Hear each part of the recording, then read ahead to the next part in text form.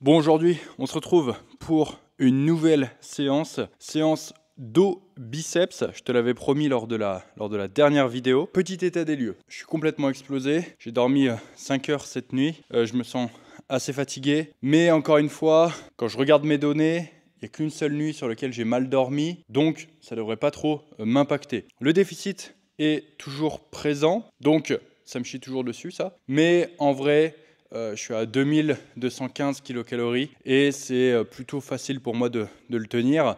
En fait, il faut savoir quelque chose, c'est qu'à partir du moment où je conditionne mon esprit, je suis capable de manger d'énormes quantités, mais je suis également capable de me restreindre énormément sans que ça me pose aucune difficulté. Donc, en soi, la diète, c'est vraiment pas un problème. Il y a juste les niveaux d'énergie que je sens qui sont un peu plus bas. Également, je sens que je suis plat. Clairement, avant, quand j'avais plus de calories, je sentais que j'étais plein, que j'étais bien. Là, je me sens plat, je me sens un peu maigre, mais en vrai, ça fait partie du processus. Et fuck, on ira jusqu'au bout. Ici, on est sur le premier exercice, donc c'est un rowing sur la Smith. Aujourd'hui, je filme à 2 caméras. J'ai une caméra qui va servir pour le vlog et une caméra qui va servir à me faire des extraits après pour des vidéos, des réels, etc. Je pense qu'il y a une partie aussi des rushs qui sont sur cette cam que je me servirai dans la vidéo YouTube. Donc tu verras peut-être une différence de qualité. Mais bon, vu comme ça sera une meilleure qualité, je pense pas que ça pose de problème. Et donc pourquoi je fais du rowing à la barre? Eh bien, je t'explique ça juste après ma dernière de chauffe.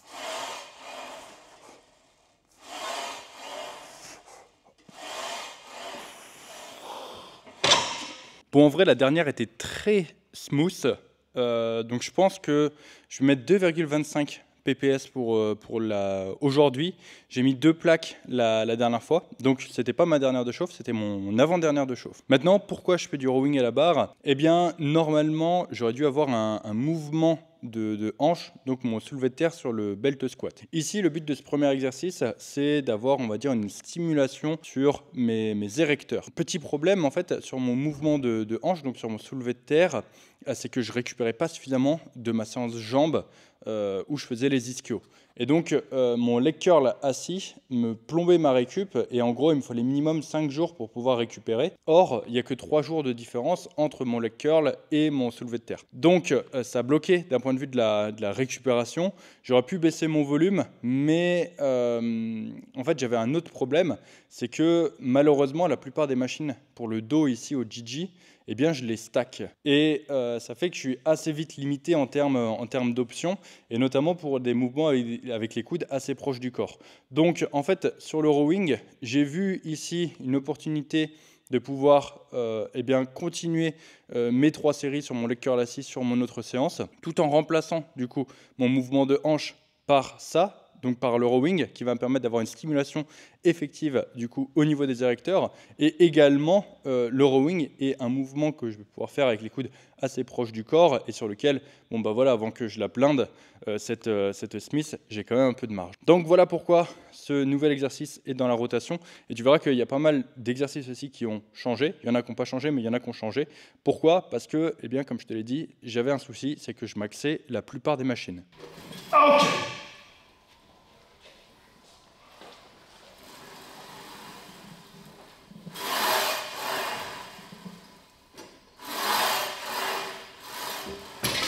Bon, la dernière de chauffe, c'est plutôt bien passé. Je voudrais te donner un petit conseil sur la Smith. Quand tu fais un mouvement de rowing sur la Smith ou quand tu fais un mouvement de soulevé de terre sur la Smith, fais attention à la façon dont tu mets ta bande et fais attention aussi à quel sens tu te mets par rapport à la Smith, parce que du coup, le mieux, c'est de la déloquer vers l'arrière. Parce qu'en fait, quand tu vas déloquer ta Smith vers l'arrière, ça va resserrer ta bande. Et donc, ce qu'il faut que tu fasses, c'est que tu mettes ta bande et que tu ne la serres pas au maximum, parce que quand tu vas reculer, eh bien ça va faire tourner la barre et c'est ça qui va te la serrer. Pourquoi je te dis ça? Parce qu'en fait, si tu te mets dans l'autre sens et que ça desserre ta bande, eh bien en fait, tu auras beau la serrer comme un enfoiré, ce qui va se passer, c'est que malheureusement, ça va te la desserrer, donc tu auras toujours potentiellement ce facteur limitant de la poigne. Et en plus de ça, ta Smith, elle va toujours un peu branler, elle voudra toujours se relock. Donc, mets-toi dans le bon sens et ne serre pas totalement tes bandes et tu verras que ça va te changer la vie. Maintenant, place au top 7. Okay.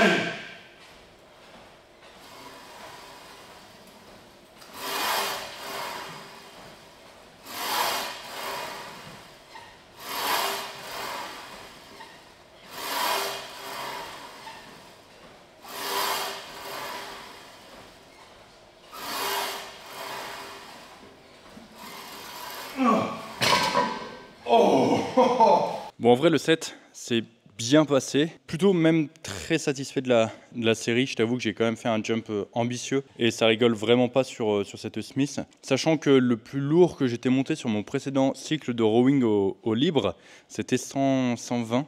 Donc je pense que là, honnêtement, on est déjà bien au-dessus.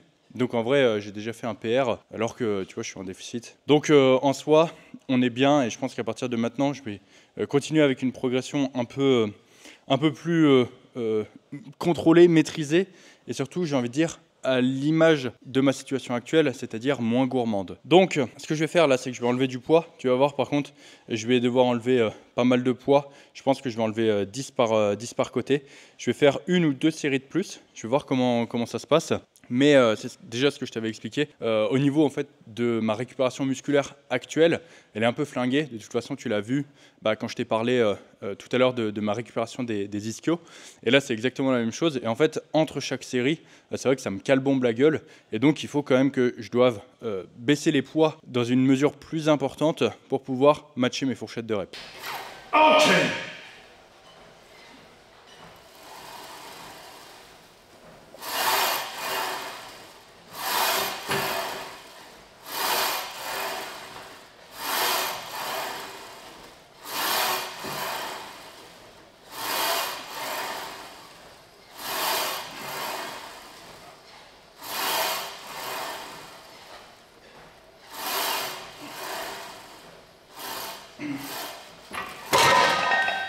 Bon, deuxième série, ça s'est très bien passé aussi.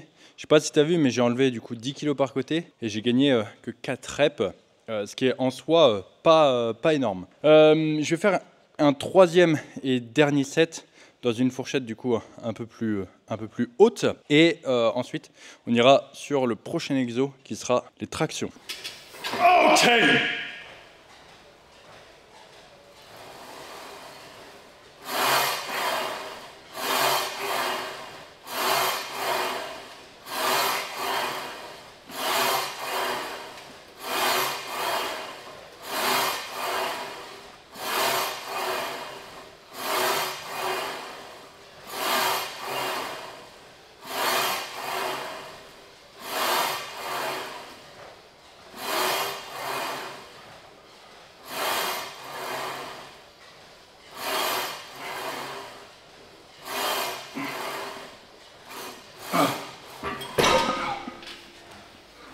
Alors, si jamais tu te poses la question, j'ai pas spécialement de muscles que je souhaite cibler en particulier sur mon rowing. C'est-à-dire que je le vois plus comme un mouvement de développement général pour le dos et comme un mouvement d'érecteur que comme un mouvement où je vais venir cibler de manière préférentielle les trapèzes, les rhomboïdes, les grands dorsaux, etc.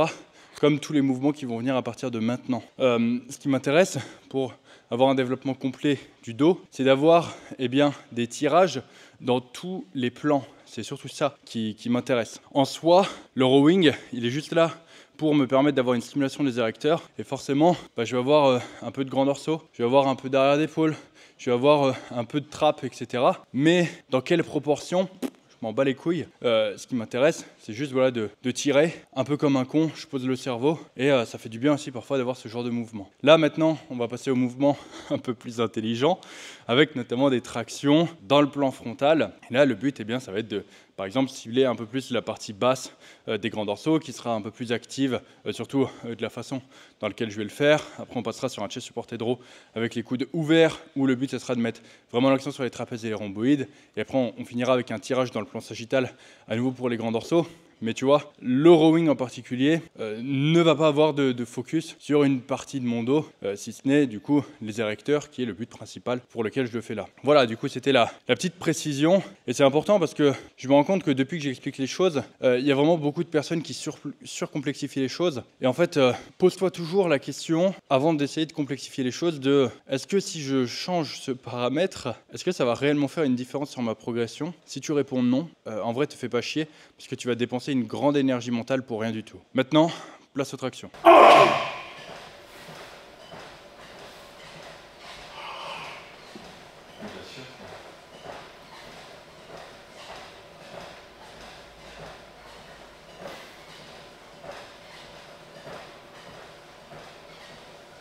D'accord. En plus de la paroxétine, d'accord.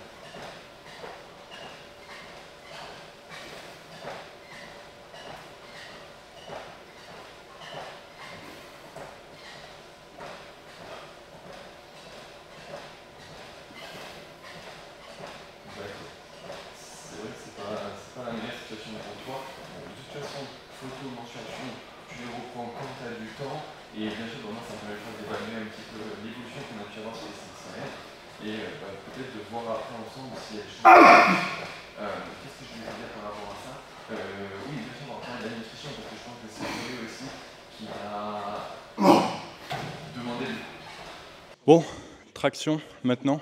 Comme tu as pu le voir, ça s'est plutôt bien passé. Là, du coup, je vais faire mes 3 séries au poids de corps. Je t'avoue que je progresse plutôt bien sur l'exo et je suis plutôt assez satisfait de ma technique.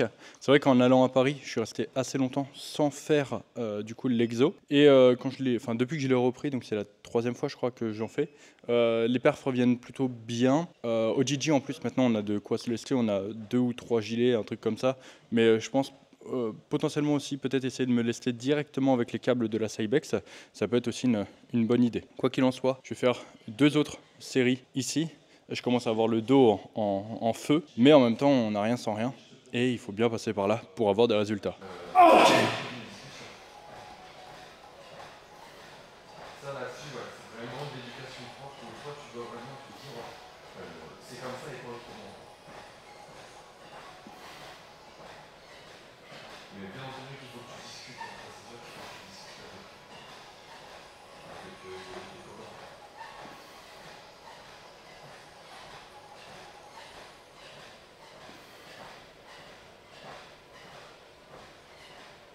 Ouais, mais n'empêche que c'est bien. Ok. Bon, le gros morceau c'est la partie nutrition.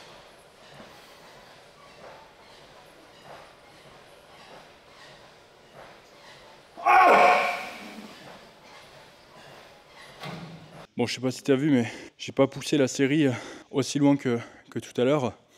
Pourquoi? Parce que j'avais déjà eu ma progression comparé à la semaine dernière. Et surtout, tout à l'heure, je m'étais perdu dans le compte des reps. C'est surtout pour ça. Du coup, je me suis dit, dans le doute, pousse à fond. Comme ça, tu regretteras pas. Et là, du coup, ouais, vu comme j'ai réussi à garder le compte, j'ai, je pense, gardé une bonne rep de réserve.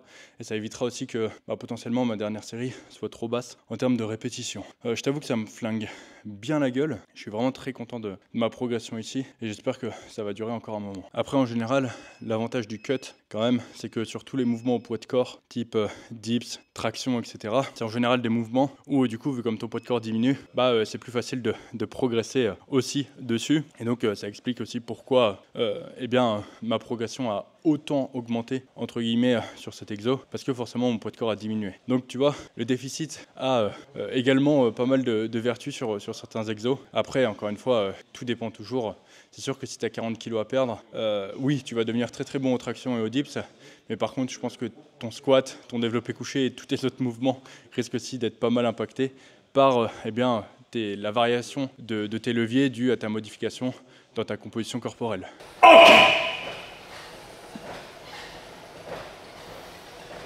Oui, je suis content. Non, mais je suis content. Juste le fait d'essayer, au vu de ce qu'on avait déjà vu ensemble, je trouve déjà la meilleure des choses d'essayer d'investir l'effort. Moi, je trouve qu'au départ, tu n'en faisais pas du tout.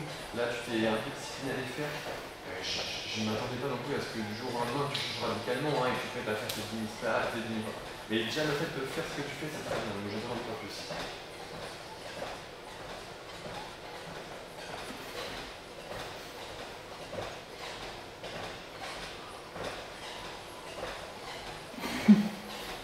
Ah bah bien sûr.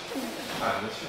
En fait, Bon, nouvel exo maintenant, chest supporté draw. Je sais pas si tu as vu aux tractions, mais ma dernière série était beaucoup moins productive. Et pour ceux qui se demandaient là où était la limite entre suffisamment de volume et le trop de volume, je pense qu'elle se situe là, tu vois. Dans le sens où une série de plus, ça aurait été vraiment contre-productif. Je te dis déjà que d'un point de vue musculaire, tu vois, j'ai du mal à récupérer. Mais là, ça aurait été vraiment clairement inutile d'en faire une de plus. Et la troisième, normalement, je suis productif dessus. Mais en fait, là, j'ai les 2 cams à gérer. Plus, il faut que je fasse du contenu pour Nutrimuscle. On organise un jeu concours. D'ailleurs, si le jeu concours est en cours actuellement, n'hésite pas à les partager sur Insta. J'ai demandé des lots sympas. Je crois qu'il y a une dotation. Alors, je ne peux pas te dire de chiffres, mais c'est quelques centaines d'euros. Donc, ça fait quand même toujours plaisir. Produits préférés. Enfin, il y a pas mal de choses. Donc, si jamais ça t'intéresse, tu peux aller voir sur mon Insta. Et du coup, c'est vrai qu'il y a eu un long temps de repos et j'étais plus trop dedans. Donc, c'est ça aussi qui a fait que la série était un peu moins efficace. Mais à terme, tu vois, dans les futures semaines, c'est un indicateur comme quoi que ça se trouve, bah, cette troisième série, elle va sauter. Maintenant, mon plus gros problème, c'est lui, le chest supported draw. Je vais finir tranquillement de m'échauffer dessus et ensuite je vais lui exploser la gueule. Okay.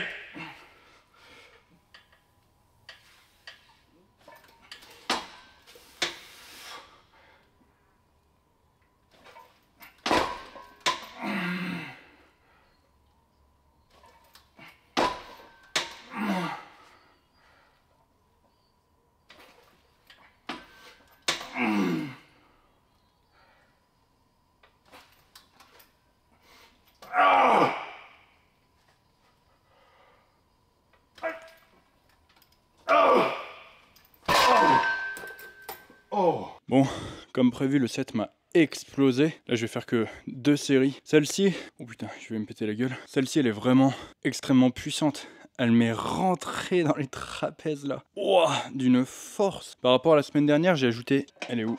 Elle est là. J'ai ajouté cette petite bite, mais tu vois que d'un côté. Et putain, je peux te dire que c'est bien suffisant. Le mec qui met vraiment 2 plaques sur cette machine, donc 2 plaques de 20, il est vraiment extrêmement fort. Mais je pèse mes mots, parce que honnêtement, elle est très lourde. Alors après, je te parle pas aussi de faire une amplitude de merde. Hein. T'as pu voir, je viens taper dans la machine. Je suis vraiment au max de l'amplitude sur la contraction. Mais en vrai, putain, wow, elle est puissante de ouf. Bon, je vais faire un set supplémentaire, comme je te disais. Je vais baisser le poids. Donc je vais enlever les galettes de 5 et je vais faire un peu plus de reps. Cette machine, en vrai, je crois que je la fais depuis le début du GG. Ça veut dire qu'on est au mois de juillet. Ça fait 7 mois que j'ai un cycle dessus. Et en vrai, je prends toujours autant de plaisir à la faire. Et tu vois, ça c'est assez important parce que la plupart des gens pensent que quand ils changent de programme d'entraînement, il faut tout de suite tout changer, ne plus faire du tout les mêmes exercices. Mais en réalité, pas du tout. Je le vois bien avec le programme Prime. En fait, dès qu'il y a un changement de cycle, et d'ailleurs là, il y a le changement de cycle qui arrivera dans 2 semaines à partir du moment où du coup je tourne cette vidéo. Donc à mon avis, je pense qu'au moment où cette vidéo va sortir, le nouveau cycle soit sera sorti, soit arrivera dans les prochains jours. Donc si jamais ça t'intéresse, le lien est dans la description. Et à chaque fois qu'il y a des changements de programmation et donc que eh bien, de nouveaux focus sont disponibles, etc., bah, en réalité, les gens s'attendent tout de suite à un changement drastique. Mais non, en fait, c'est juste une remodulation du volume pour prioriser certaines autres zones. Mais en aucun cas, tu vois, si par exemple tu passes d'un focus bras à un focus pec, je pense que tu vois, ta séance de dos, tu auras très certainement les mêmes exercices, tu vois. Ou alors, et c'est souvent ce que je préconise, quand tu changes de programmation, tu peux recycler certains exos qui posent problème, ou à ce moment-là, changer les exos qui posent problème. Mais en vrai, si tu as un exercice qui pose aucun problème, genre juste garde-le.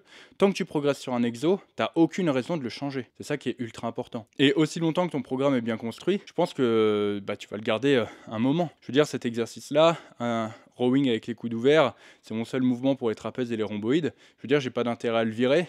Pourquoi? Parce que bah, si je le vire, j'ai plus de mouvement pour les trapèzes et les rhomboïdes, tu vois. Si, j'ai un peu de volume indirect peut-être avec le rowing que je fais en premier, mais vraiment juste ça. Donc, pars du principe que quand tu changes de programme d'entraînement, bah, ça sera jamais un changement total.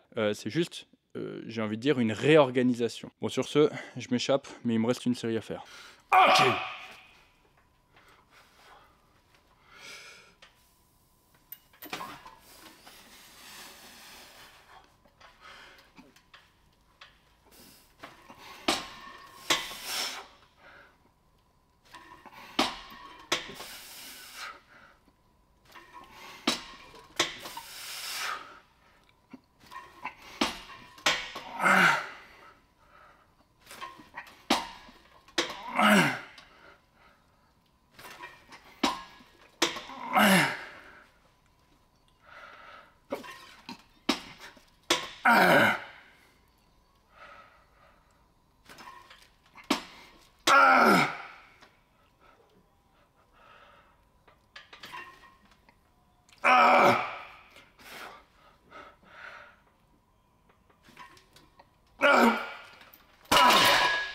Oh.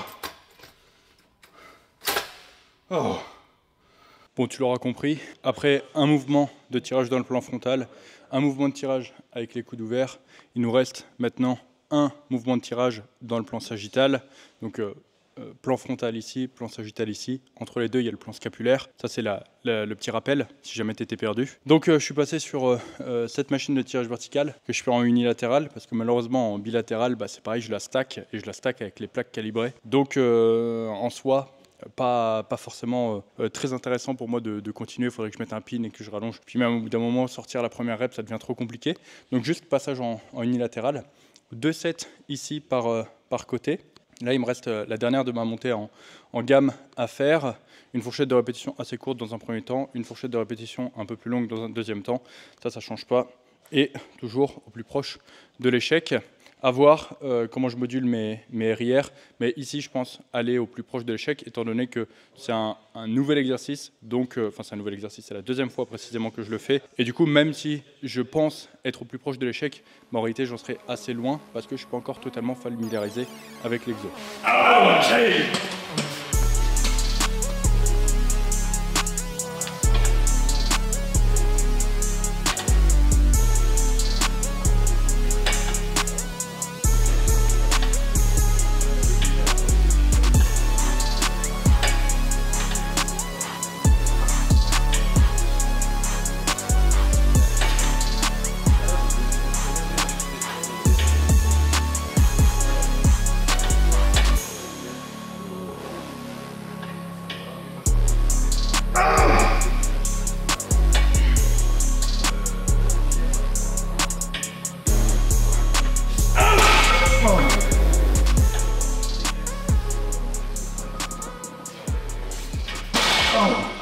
Bon, 2 sets ici, donc côté droit, côté gauche. Comme tu peux le voir, un peu plus de facilité du côté gauche.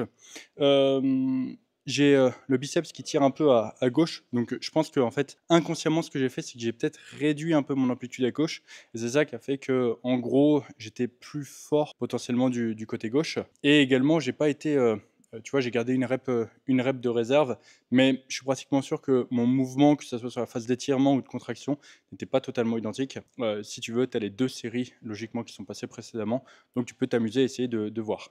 Là, je vais continuer, du coup, je vais faire mon autre série. Donc, je vais baisser un peu les poids. Je pense que la rep range va être globalement identique, je vais faire 8-9 reps, quelque chose comme ça. Et du coup, je vais essayer de faire un peu plus attention à la standardisation de mon mouvement. C'est vrai qu'inconsciemment, parfois, quand tu as une petite gêne, une petite douleur, tu sais, tu te brides potentiellement et ça change un peu, enfin tu adaptes inconsciemment ton mouvement et c'est ça aussi qui peut faire que parfois il y a des différences. Okay.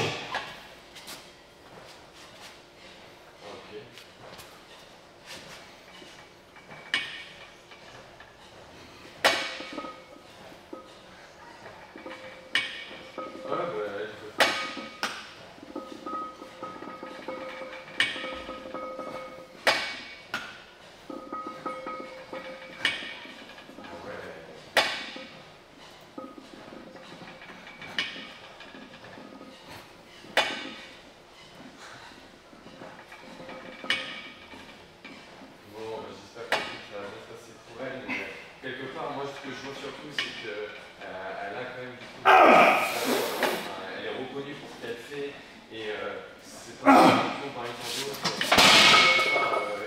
Bon, tu vois, là j'étais un peu mieux, j'avais un peu moins peur et j'étais peut-être aussi légèrement mieux placé.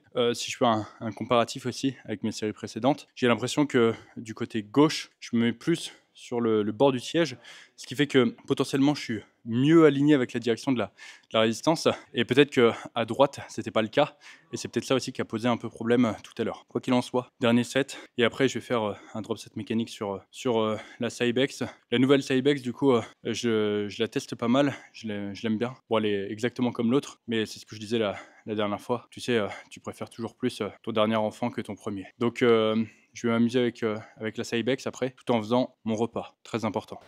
Okay.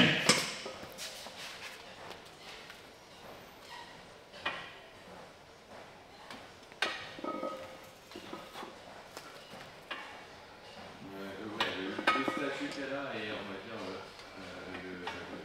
la paye qu'elle a à la fin, ça ne suffit pas parce qu'elle, c'est quand même une façon de imprégner d'un truc qui va améliorer la santé des gens, la vie de manière générale, la société, et elle veut juste être non, en phase.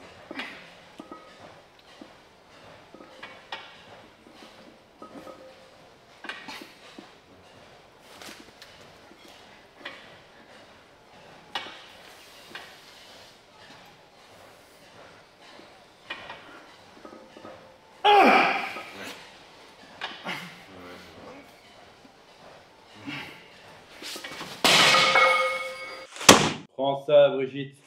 Salope de Brigitte. Okay.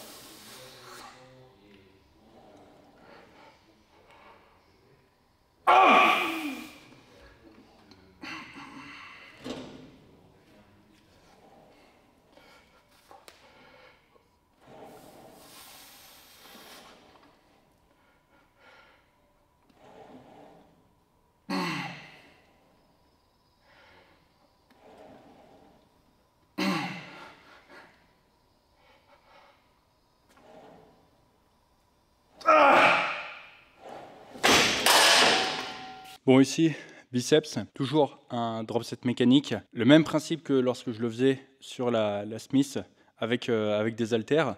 En fait, le problème que j'ai eu avec les haltères, c'est que déjà, je suis parti à Paris, donc pendant 3 semaines, j'ai pas fait cette rotation. Et je t'avoue que quand je suis revenu, j'avais plus le feeling que j'avais avant avec. Donc je suis passé sur la Cybex. En fait, c'est exactement le même principe, hein.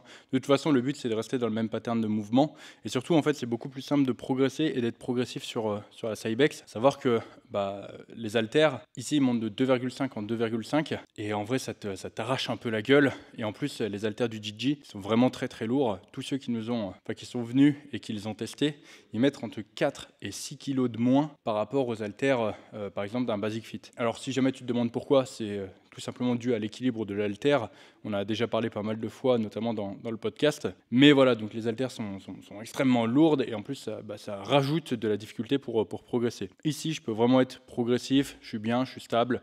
C'est nettement plus facile aussi à mettre en place et c'est nettement plus confortable. Donc voilà pourquoi je suis passé sur cette variante. Encore une fois, est-ce que l'un est supérieur à l'autre ? Ça dépend, tu vois, genre potentiellement si tu t'entraînes dans une salle commerciale, genre un Basic Fit, ça m'étonnerait que tu puisses faire celui-là sur la Cybex avec le support, etc. Donc pour toi, celui que je faisais avant sera supérieur et pour moi, eh bien potentiellement peut-être que celui-ci sera supérieur. Tu vois, c'est toujours une histoire de contexte, la supériorité d'un exercice par rapport à un autre. Okay.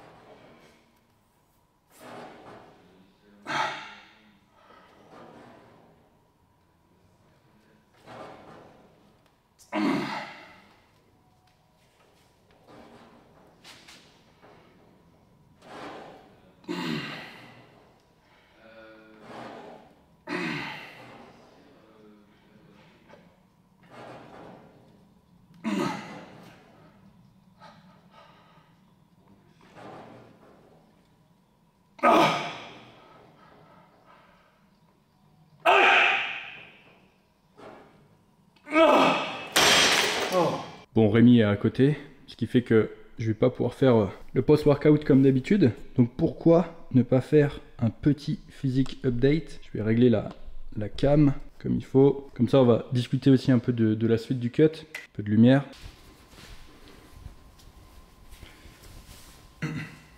Bon, voilà à quoi ressemble la shape actuelle au repos, sans flex. Je vais faire un petit tour sur moi-même. Bon, forcément, j'ai un peu de pump sur les biceps. J'ai un peu de pump encore un peu, je pense, sur le dos. Et ça te permet un peu de voir. Alors, pour les jambes, je peux te le cadrer aussi pour que tu vois un peu. Bon, les jambes sont bien écorchées aussi quand même. Enfin, écorchées. Non, elles sont pas écorchées, mais elles sont Il y a quand même de la découpe. Je te fais une pose ischio. C'est bête, tu verras pas les mollets parce qu'il y a le rack à halter. Bon, je sais pas si tu verras trop les ischios parce qu'ils sont pas dans la lumière. Bon voilà, du coup la shape actuelle. Ce qui peut être intéressant maintenant de discuter, c'est quelle va être un peu la suite de ce cut et qu'est-ce que je veux en faire. Le but en fait de ce cut, c'est tout simplement perdre le gras que j'avais pas pu perdre lors, on va dire, de ma phase de cut la dernière. C'est-à-dire que j'ai du gras qui est accumulé alors ici au niveau des hanches. Je suis désolé, il fait sombre et j'ai plus mon autre cam qui est plus lumineuse, donc je sais pas si tu verras trop, mais tu vois, j'ai du gras ici au niveau des hanches. Et en fait, c'est du gras que je stocke depuis un petit moment. Et alors, il est bien parce qu'il m'aide à bien tenir en place mon pantalon. Mais le problème, c'est qu'effectivement, il est un peu inesthétique. Et j'ai envie de le perdre une bonne fois pour toutes pour être sûr vraiment d'avoir une base ultra clean. La dernière fois, j'ai pas pu aller en fait au bout de mon cut. Pourquoi? Parce qu'en fait, tout simplement, l'environnement ne s'y prêtait pas. Pour rappel, donc j'étais blessé, je vivais dans la salle de sport et je suis resté 3 mois sans avoir un repas chaud. J'avais pas de cuisine, je dormais dans la salle, j'avais pas de chauffage, j'avais pas d'eau, donc pas de douche, pas de chiottes, pas de machin. C'était vraiment pas des conditions de vie, mais c'était encore moins des conditions pour tenir un déficit et surtout le pousser aussi loin pour du coup perdre le gras que j'ai accumulé. Parce que ce qu'il faut bien comprendre, c'est que je vais quand même devoir pousser mon déficit pendant un petit moment. Pourquoi? Parce que le gras que j'ai accumulé, c'est du gras que j'ai stocké depuis longtemps. Et c'est une zone de stockage en plus préférentielle chez moi au niveau des hanches. Ce qui fait que là où tu stockes en premier, c'est là où tu stockes en dernier. Donc forcément, ça risque de durer assez longtemps. Je vais voir si... voilà. En fait, je me suis mis là-bas parce que j'avais la prise, mais en fait, j'ai 3% de batterie, donc je vais vite finir la vidéo. Mais je voulais t'expliquer un peu le contexte du cut. Donc, le but du cut, aller chercher encore plus de niveau de sèche. En vrai, quand je flex un peu, tu vois, les pecs commencent à être pas mal, commencent à avoir des stries. C'est vrai que c'est assez sympa. Si je fais un double biceps, ça va être sympa aussi. Bon, en vrai, j'essaie de checker dans le retour de la cam, mais je vois pas trop. Mais je vois que en gros, dans le miroir, c'est pas trop dégueulasse, sachant que je suis quand même assez plat. Je le répète, dès que je vais remettre un peu de carbs, dès que je vais remonter les calories, je pense que là, ça va vraiment pas rigoler. Mais quoi qu'il en soit, pour le moment, on n'en est pas là. Pour le moment, on en est à l'étape où il faut creuser. Donc, déficit. Ça prendra le temps que ça prendra. Je ne suis pas spécialement pressé. Mais pour le moment, je vais à une très bonne vitesse. C'est absolument pas compliqué pour moi de tenir le déficit. Comme je t'expliquais en début de vidéo, je suis conditionné mentalement pour ça. Donc, aucun souci. Et en plus de ça, les entraînements se passent bien. J'ai encore suffisamment d'énergie. Même là, tu vois, j'avais mal dormi, j'appréhendais un peu la séance et une fois que j'ai été dedans, ça s'est bien passé. Donc en vrai, pour le moment, tous les voyants sont verts et tant que ça continue comme ça, eh bien, je vais continuer le déficit. Voilà du coup pour ça. J'espère que la vidéo t'aura plu. Si c'est le cas, n'hésite pas à la liker et t'abonner. J'espère que le son aura marché en fin de vidéo. Et moi, je te dis à bientôt dans une prochaine vidéo. Ciao!